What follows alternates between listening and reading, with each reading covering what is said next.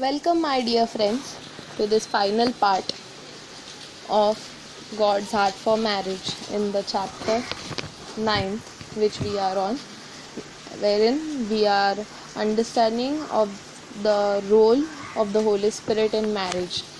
And today we will be concluding this second part of the same chapter, and with this we will also finish and end with our audio series on God's Art for Marriage. So let us start. Let us see today and understand how does the Holy Spirit get grieved in the marriage, and how to allow God to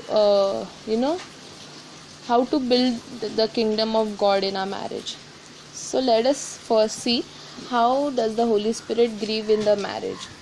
So before I start, I would like to just give you a summary of what we did in the previous part, wherein we understood what is the role of the Holy Spirit in marriage and how can we receive the Holy Spirit in marriage. And today we will see how does the Holy Spirit get grieved in a marriage. So, my dear friends, the Holy Spirit gets grieved when we overlook Him and do not acknowledge Him as anybody significant in marriage.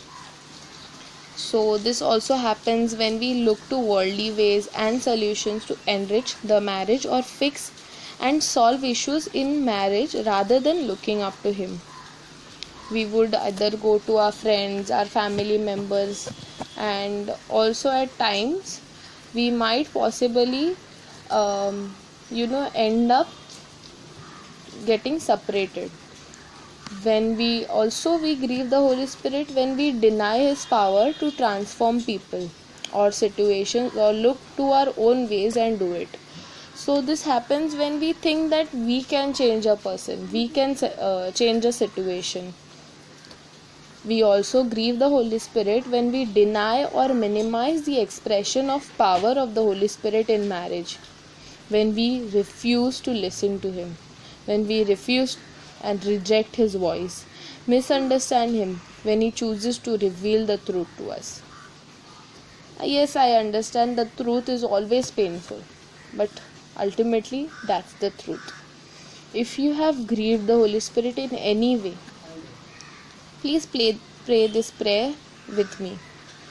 Dear Holy Spirit, I am sorry that I have grieved you in the above ways, even by thinking that way. I ask for forgiveness for treating you lightly.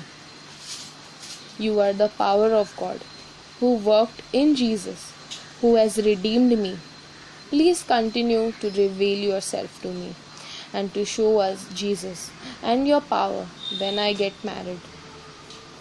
In Jesus' name, Amen. Now, my dear friends, I have a good news for you. You are now ready to flow in the Spirit as God makes you one. Other couples and people will be drawn to you because of the Holy Spirit in your marriage. Your marriage will be full of life, with life-giving streams flowing out of you. Amen. So now, I would like to share some things of how to build, or how you can build the kingdom of God in your marriage. When you get married, you must have a family altar in your home with both of you as husband and wife exclusively spending time with God.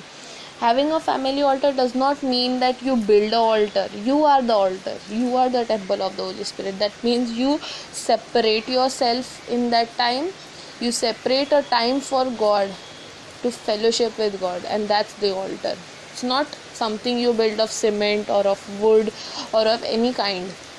It is you who is the altar. Amen. Then speak over each other with the word God gives you and bless each other. We are here to bless and not to curse. We need to remember that.